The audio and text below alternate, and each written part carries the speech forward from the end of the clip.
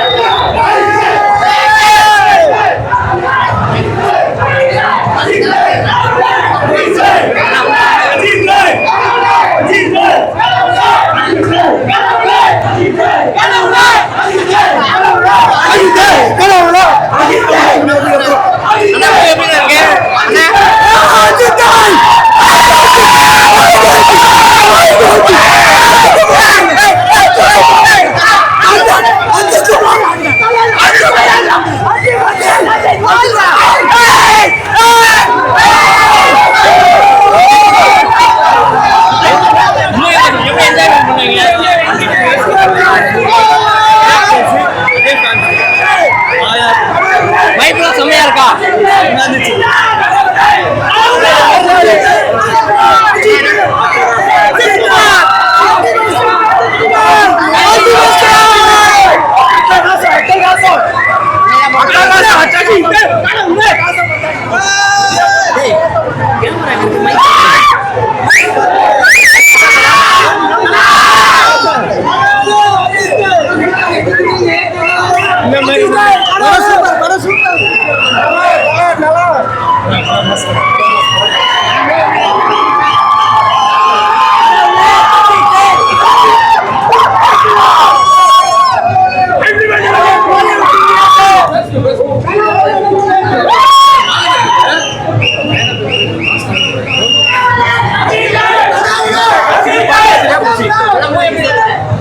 மாலை வேற மாதிரி வேற மாதிரி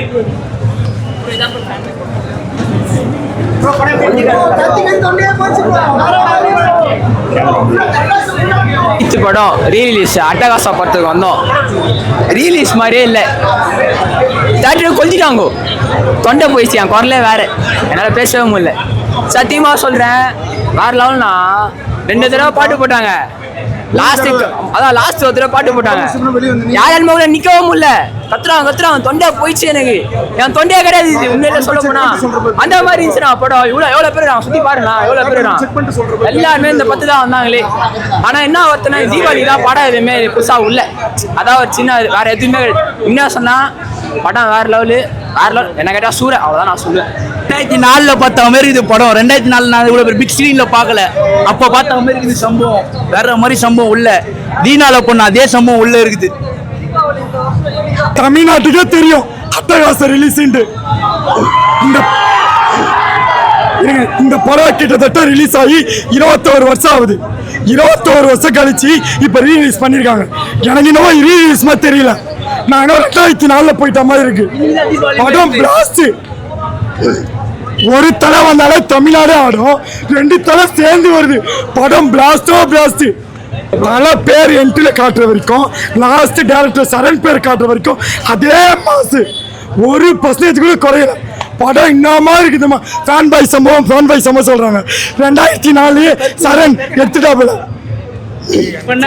லோகேஷ் ஃபேன் பாய் சம்பவம் நாங்க 2004 எடுத்துட்டோம். 2004 அதிக தியேட்டர்ல அதிக நாள் ஓடி அதிக வசூல் எடுத்த ஒரே ஒரு தமிழ் சினிமா திரைப்படம்னா அல்டிமேட் ஸ்டார் அஜித் படம் அட்டகாசம் மட்டும்தான்.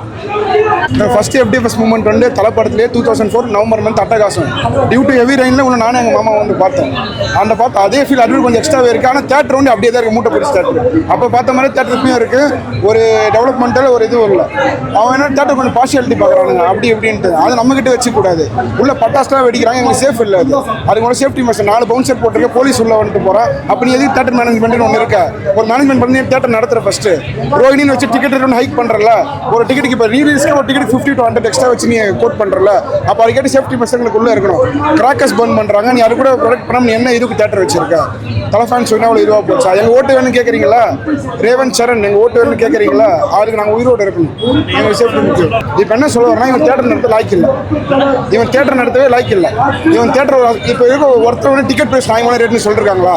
ரீரிலீஸ்க்கு எல்லாம் கம்மி பண்ணி போடுவாங்க, இவன் வந்து அதிகப்படுத்திருக்காங்க. ரிசர்வேஷன் சார்ஜ் 20 rupees வாங்குறான், பிரிண்ட் போட்டு கூட 20 rupees ஆகும் சிங்கிள் பேப்பருக்கு. நான் 100 tickets எடுத்திருக்கேன் வந்துட்டு, பிரிண்ட் போட்டு கூட 20 rupees எக்ஸ்ட்ராவும் கேட்பான். எங்க 20 rupees வாங்கி நீ கட்சி நடத்த போறியா? ஓனர் நான் உன்னரா கேட்குறேன், இதுக்கு எனக்கு பதில் தெரிஞ்சாகணும். அடுத்த படத்துக்கு நான் இங்கே வருவேன், ஃபுல் சேஃப்டி மெஷரோட படம் எடுக்கணும். அப்படின்னா துணி வாரிசு நாம வரோம்னு நினைக்கிறேன். என்ன ஆச்சுன்ட்டு நீ உள்ளே போய் ஒளிஞ்ச மாதிரி நாங்கள் ஒளிய மாட்டோம், நாங்கள் வெளியே நின்று படம் காட்டுறோம். உஷாராக இருந்து